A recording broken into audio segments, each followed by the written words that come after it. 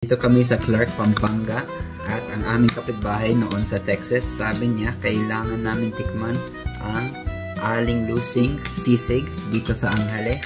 Kaya nagpa-deliver kami dito sa hotel namin. Kaso lang, wala silang binigay na utensils, chopsticks lang. Hindi ko alam kung chopsticks lang. Maraming sibuyas. Wow. Parang lechon ah. Manok ba ito o pork? Pork. Pork sisig? Parang lechon. Kalamansi. Wow. Kung matagal na kayo nakafollow sa channel ko, alam nyo, favorite ko ang sisig.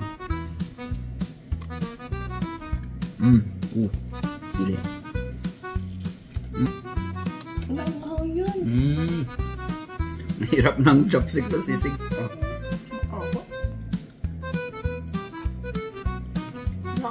Sarap, diba? Super smoky. Siguro para sa akin, top 5 sisig na natikman ko.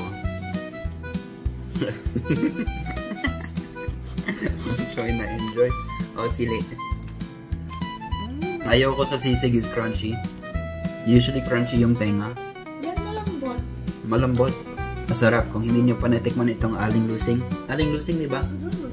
Dito sa Angeles, hindi ko alam kung may ibang brand sila. Pero